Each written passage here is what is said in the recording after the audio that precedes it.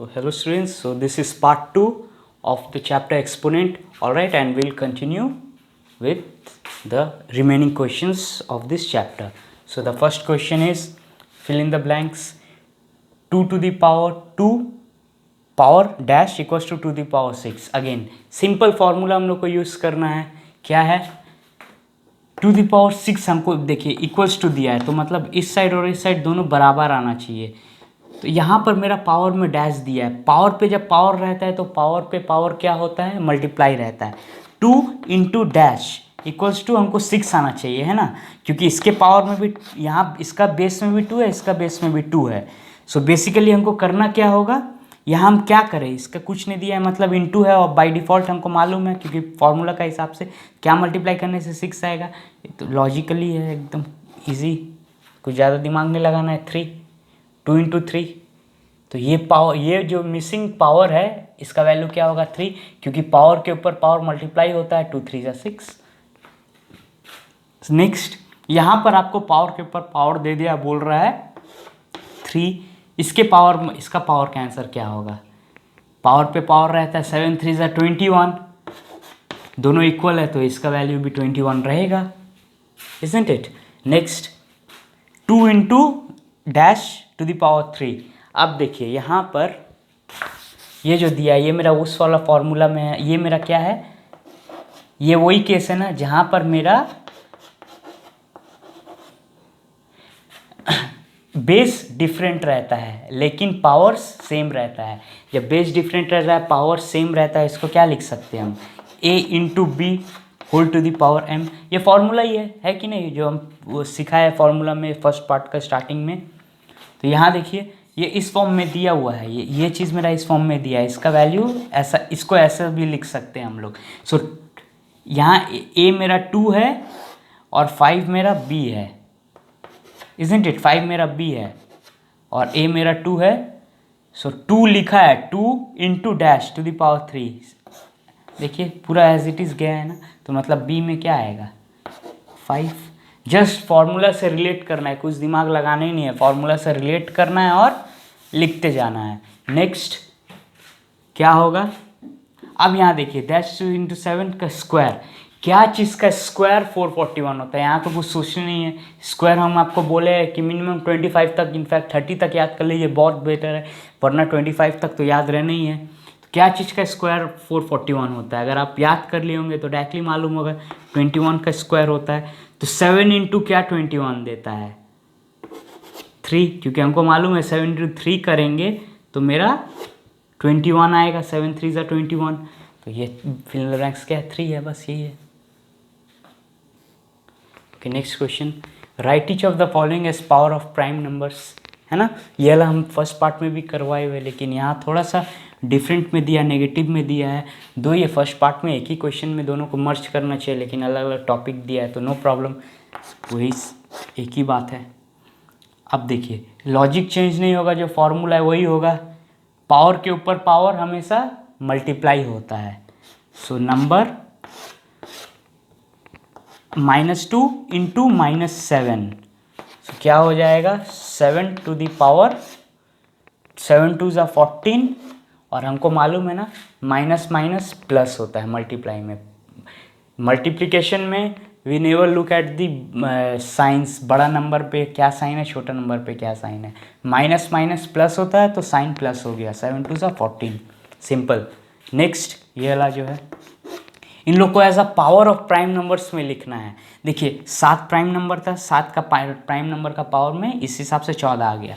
तो यहाँ देखिए मेरा 2 3 5 सब मेरा प्राइम नंबर है, देखिएगा सब प्राइम नंबर है, और एज अ ब्रैकेट होल में 7 दिया है। इसका मतलब क्या है, इसको भी पावर 7 मिला है, इसको भी पावर 7 मिला है, इसको भी पावर 7 मिला है, 2 3 5 तीनों को ही पावर 7 मिला है, मतलब 2 टू दी पावर 7। इसको हम किस ढंग से लिख सकते हैं, ये into 3 to the power 7 into 5 to the power 7, ये आपका आंसर हो गया, ठीक है बस। ओके सो नेक्स्ट क्वेश्चन चलिए देखते हैं क्या है, सिंप्लीफाई। तो अब यहाँ पर नेक्स्ट आ गया सिंप्लीफाई करना है, मतलब अब हम लोग को इसके पावर के फॉर्म को हटा के वैल्यू के फॉर्म में लाना है, सिंप्लीफाई करना है, जितना काट सकते हैं हम लोग को काटना है। अब हम इसको लिख कैसे सकते हैं, ये देखिए 5⁻³ है और 5⁻² है। अब हम इसको इतना ज़्यादा लिखने से अच्छा अब हम इसको कैसे करेंगे, देखिए ये 5 दोनों का बेस सेम है, ये लोग मल्टीप्लिकेशन में है। अब आप लोग को स्मार्ट वर्क करना है, इंस्टेड ऑफ जस्ट लंबा लेंदी करने से आप लोग का एप्लीकेशन यूज़ करना है सब फार्मूलाज का देख के हैं। जैसे यहाँ 5⁻³ 5⁻² है, दोनों का बेस सेम है, पावर्स मल्टीप्लिकेशन में है तो पावर्स क्या होगा, ऐड होगा।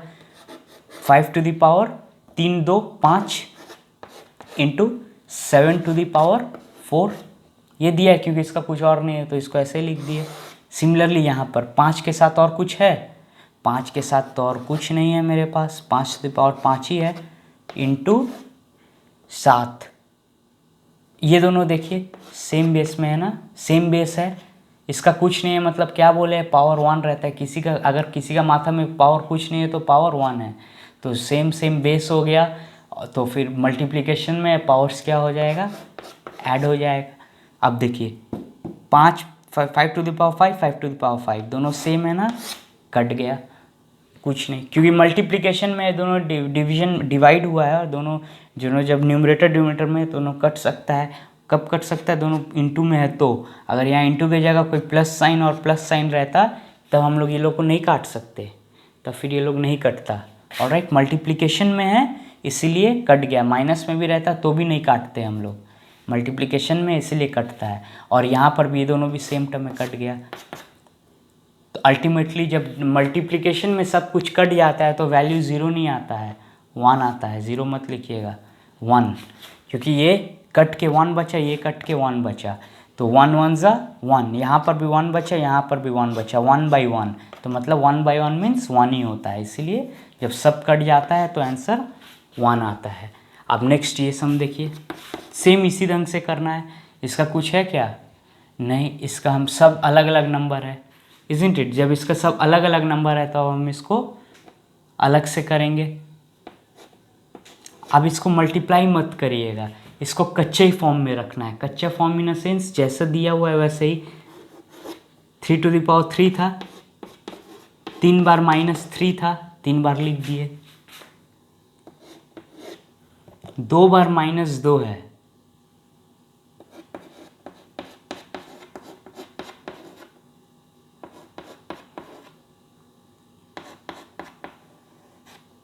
ठीक है। और मेरे पास चलिए ये वाला चीज़ कोई दिक्कत नहीं, मल्टीप्लिकेशन में आगे पीछे कहीं भी ला सकते हैं। 7² है ना, इसका आंसर मेरा 1 आया था, ये कट के इसका आंसर 1 आया था ये क्वेश्चन का। यहाँ पर अब यहाँ पर क्या आया, 7² है ना, मतलब 2 और 7 है मेरे पास, राइट। हम इन लोग को सबको एक्सपैंड कर दिए, पावर से हटा के ब्रैकेट से खोल के सबको जितना बार आया लिख लिए। -1⁵, ठीक है। तो ये मेरा -1 × -1 × -1 × -1 5 बार -1, -7 2 बार आया है, -7 × -7, और 2 5 बार आया है, 1 2 3 4 5, ठीक है। अब हम देखते हैं कि अब हम क्या क्या काट सकते हैं, क्या क्या सिमिलर नंबर है। ऑलराइट,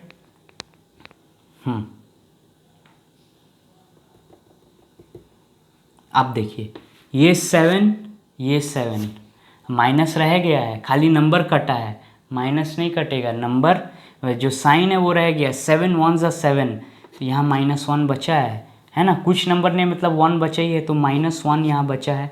ये 7 से भी ये 7 जाएगा तो, लेकिन -1 बचेगा, यहाँ 1 बचा, यहाँ -1, यहाँ -1, दोनों एक दूसरे को काट रहा है 1 1 में।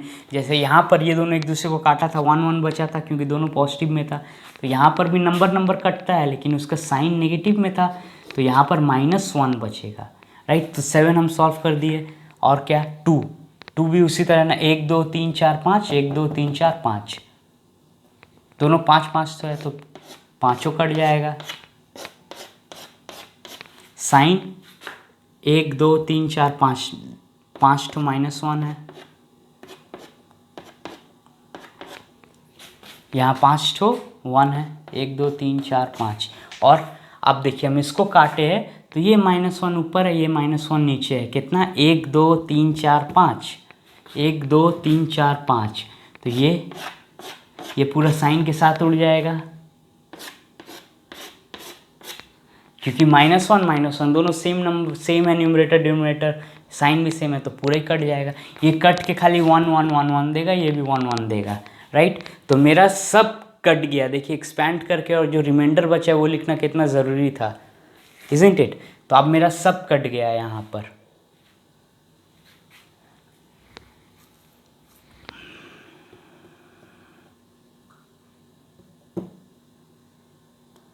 यहाँ मेरा 2 ठो -1 -1 इंटू -1।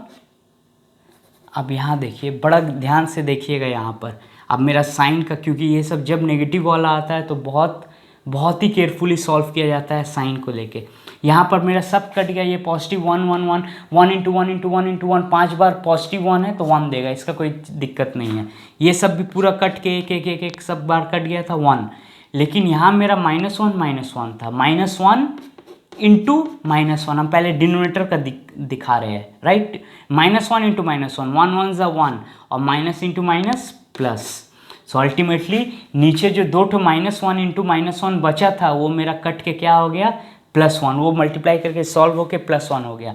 तो मेरा अल्टीमेटली मेरा पूरा डिनोमिनेटर में क्या हुआ, 1 इंटू 1 इंटू 1 इंटू 1, ये 5 बार, इंटू ये दोनों मिला के एक 1 बना, पॉजिटिव 1 1, ये 1 into 1 into 1 1, 1 into 1 1, 1 into 1 into 1। जितना आप 1 इंटू 1 आप 1000 बार करिए, 10,000 करिए, 1 ही देता है। तो ये मेरा मेन था कि ये देखना, अगर ये मेरा 3 ठो रहता तो नीचे नेगेटिव -1 रह जाता। ये ध्यान देने वाला चीज़ है। यहाँ 2 ठो था, माइनस माइनस प्लस, और हम बोले भी है इवन नंबर रहे या इवन नंबर रहेगा तो पॉजिटिव देता है।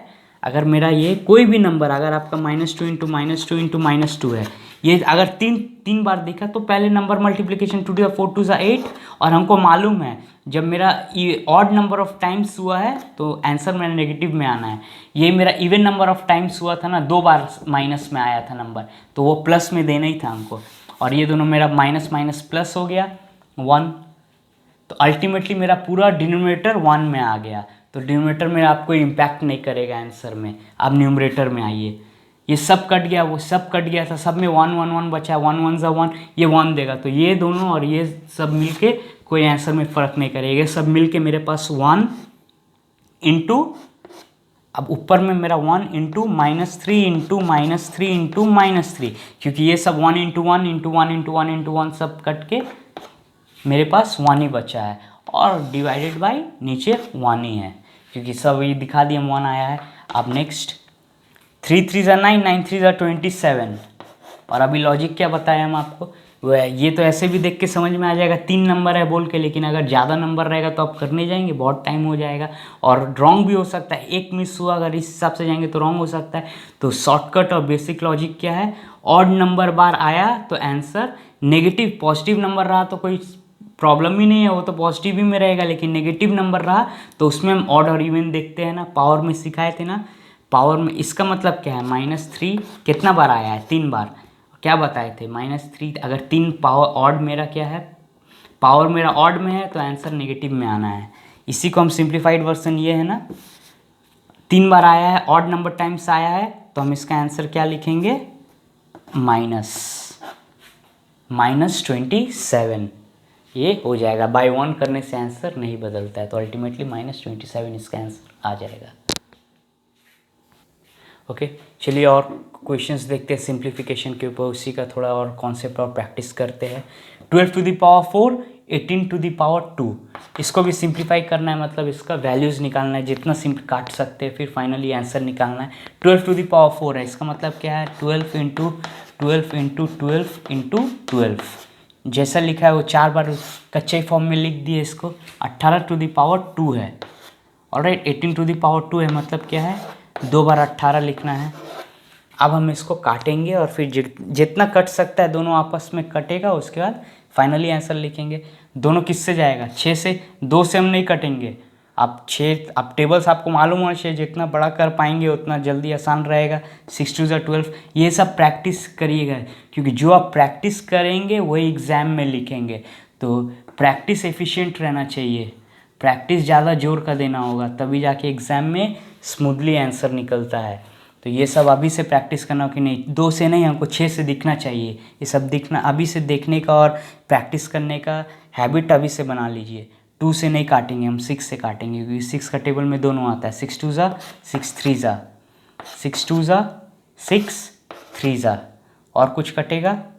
ये दोनों नहीं, लेकिन हाँ 3 12 से जाएगा। 3 1 3 4 3 1 3 4 डिनोमिनेटर खत्म। ऊपर में क्या बचा? 2 2 4 4 4 16 16 4 64। ये इसका आंसर हो गया, सिंपल इतना। अब इसका करते हैं, इसको भी सेम कच्चा फॉर्म में पहले लिख देना है। 15 2 बार है, 2 बार लिख दिए, इंटू 12 टू द पावर 3 है, मतलब 12 3 बार है। पावर का मतलब यही इंडिकेट करता है कि कौन नंबर कितना बार है। 18 में 2 है, तो 2 बार लिख दिए। फिर काटना स्टार्ट करते हैं, दोनों 6 से जाएगा ना। 6 2 6 3 6 2 6 3 दोनों 6 से कट गया।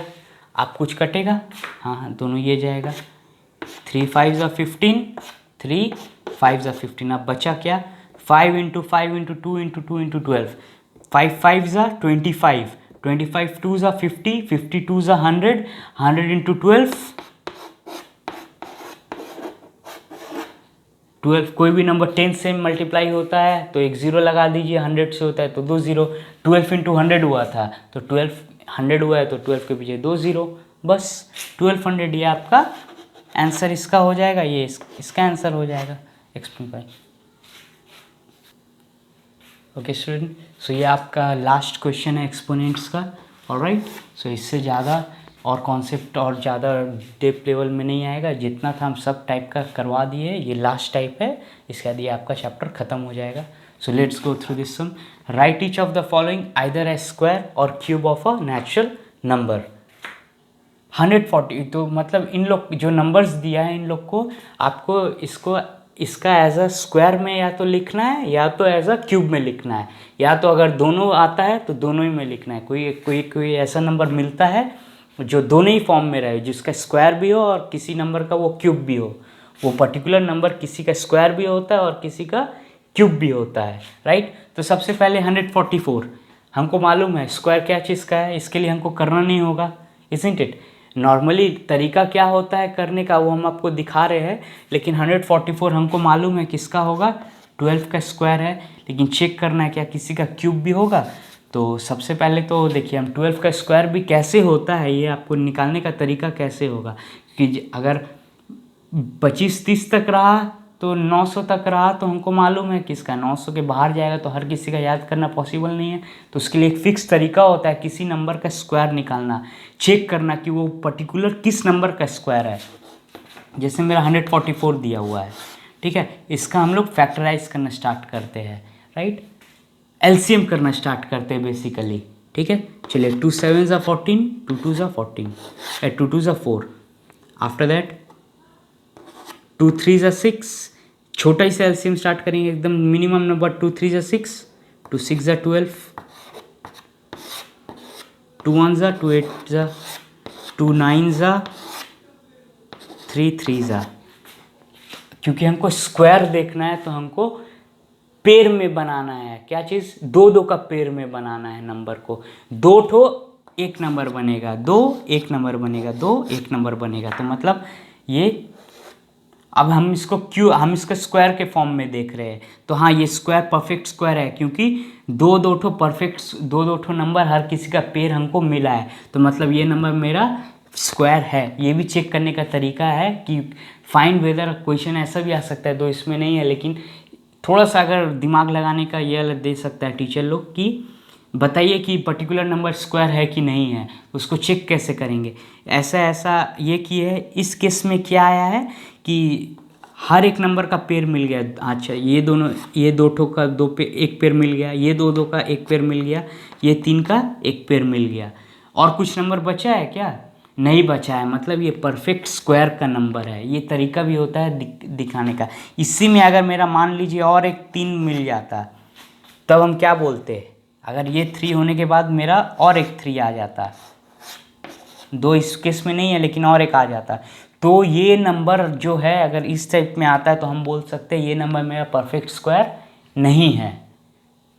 राइट? ये तरीका होता है कि ये नंबर मेरा परफेक्ट स्क्वायर नहीं है। अगर एक एक्स्ट्रा 3 पेयर, अगर पूरा हर एक नंबर का पेयर नहीं मिलता आपको तो मेरा परफेक्ट स्क्वायर नहीं है। ये तरीका होता है। राइट? लेकिन यहाँ पर हमको मिल गया है 3 1 ज़ा 3 हो गया था, यहाँ ख़त्म। दो ठो, ये दो मिलके एक बना, इनटू ये दोनों मिलके और एक जोड़ी बना, ये लोग मिलके और एक जो एक पीस बाहर निकला, इसका एक पीस बाहर निकला, ये पेयर का एक पीस बाहर निकला और ये एक पीस का है, ये पेयर का एक पीस बाहर निकला। 2 2 ज़ा 4, 4 3 ज़ा 12। देखिए यार हमको मालूम भी है ये किसका स्क्वायर है, 144 12 का स्क्वायर है। तो क्या यहाँ पर हमको क्यूब का, अब हम देखते हैं कि क्या ये मेरा परफेक्ट क्यूब भी बनता है।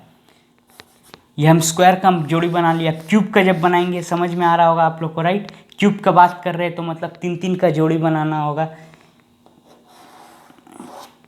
2 तो यहीं अकेला पड़ गया, 2 का और 3 ठो जोड़ी मिला ही नहीं, मतलब ये क्यूब कोई नंबर का क्यूब होगा ही नहीं ये, क्योंकि 2 यहाँ अकेला पड़ गया और 3 2 ही ठो है, और एक ठो भी कुछ भी मिसमैच होने से क्यूब नहीं बनेगा, क्योंकि यहाँ 3 का हमको एक ठो मिला, बस 2 ठो एक जोड़ी, लेकिन बाकी सब नंबर का तो 3 3 ठो जोड़ी बना ही नहीं, तो मतलब ये मेरा क्यूब होगा ही नहीं। तो ये क्या चीज़ का होगा? 12 का स्क्वायर है ये। ऑलराइट? ये मेरा पूरा क्या चीज़ का है? 12 का स्क्वायर बन गया इसका। नेक्स्ट 729। सिमिलरली अब हम लोग करेंगे 7 to 9 का एलसीएम निकालना स्टार्ट करेंगे। 2 से स्टार्ट करेंगे, 2 देखेंगे, 2 जाएगा ही नहीं क्योंकि इसका क्या है? 9 है। यूनिट डिजिट 9 होने से क्या हम डिवाइड कर पाएंगे 2 से? नहीं, 2 से डिविजिबल होगा नहीं। नेक्स्ट 3 का देखते हैं। 9 2 11 7 18, हाँ 3 18 से डिविजिबल है, मतलब ये नंबर से 3 जाएगा। 3 2 ज़ा 6, 3 4 ज़ा 12, 3 3 ज़ा 9। 2 से अगेन नहीं जाएगा, 3 है यूनिट डिजिट, सो 3 से देखते हैं। 4 3 7 दोनों 3 से जाएगा क्योंकि 9 3 से डिविजिबल है। 3 8 ज़ा 24, 3 1 ज़ा 3। नेक्स्ट 2 से नहीं जाएगा, अगेन ये 3 से जाएगा। 8 1 9, 3 2 ज़ा 6, 3 7 ज़ा 21। अगेन 7 दोनों 3 से, तो 27 का 3 का टेबल में। 3 9 ज़ा 27, 3 3 ज़ा 9, 3 1 ज़ा 3। चलिए अब हम देखते हैं कि क्या ये किसी नंबर का स्क्वायर हो रहा है। जोड़ी में हमको उठाना है ना, एक पेयर, 2 पेयर, 3 पेयर। हाँ तो ये 3 इंटू 3 इंटू 3, 3 3 ज़ा 9, 9 3 ज़ा 27 का स्क्वायर है। ये हमको दिख गया, ये नंबर क्या चीज़ का स्क्वायर है? 729, ये 27 का स्क्वायर है। और अगर आप लोग को क्यूब याद होगा तो आप लोग को मालूम होगा 729 किसका क्यूब होता है। 10 तक याद करने बोले थे ना, ये 9 का क्यूब भी होता है। तो देखिए 729 एक ऐसा नंबर है जिसका स्क्वायर भी होता है और जिसका क्यूब भी आता है। तो इसका स्क्वायर आ गया, देखिए रूल, इसका एलसीएम करेंगे और दिख जाएगा 27 का स्क्वायर आ गया, ये दो दो का जोड़ी। अगर हम क्यूब का 9 का भी देखना चाहेंगे कि 9 का क्यूब कैसे आता है, तो देखिए 3 का एक जोड़ी, 3 पीस निकल के एक, और ये एक 3 3, 3 पीस निकलेगा बाहर, मेरा एक पीस में निकलेगा ये, और ये 3 पीस बाहर निकल के एक पीस बनेगा। सो 3 3 ज़ा 9। तो ये क्या चीज़ का क्यूब हो गया? 9 का क्यूब, क्योंकि हम 3 3 का निकाले थे ना, तो 9 का क्यूब है ये। तो इसका आंसर क्या हो जाएगा? ये मेरा 27 का स्क्वायर भी है और ये मेरा 9 का क्यूब भी है, दोनों में से सब है। अब 2304 2304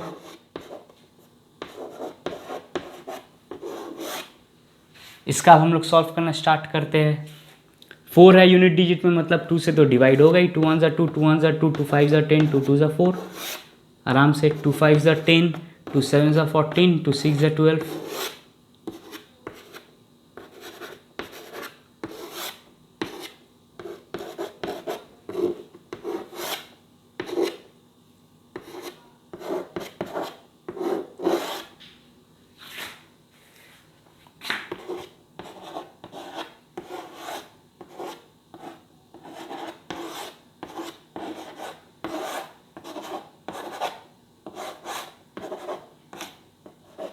ऑलराइट, चलिए पूरा कट गया। अब हम देखते हैं पेयर, हमको स्क्वायर और क्यूब दोनों का पेयर चेक करना है। पहले स्क्वायर का चेक करते हैं। एक पेयर, एक पेयर, एक ये बना, एक ये बना, तो मतलब 2 इंटू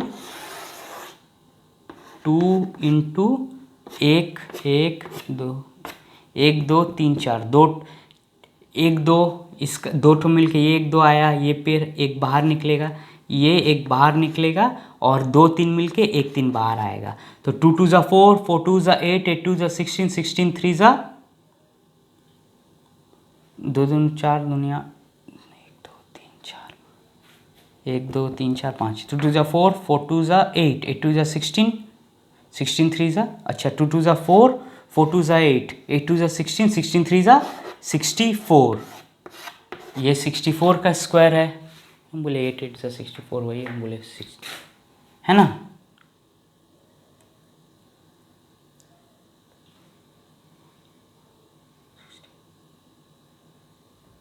हाँ, ये मेरा 64 का स्क्वायर है। यहाँ देखिए 2 2 ज़ा 4, 4 2 ज़ा 8, 8 2 ज़ा 16, 16 3 ज़ा 48। 64 नहीं, कितना होगा मेरा 48 का स्क्वायर होगा ये। ऑलराइट, अब हम देखते हैं क्यूब में। मेरा हम स्क्वायर का निकाल लिए, अब हम क्यूब का स्टार्ट करते देखना।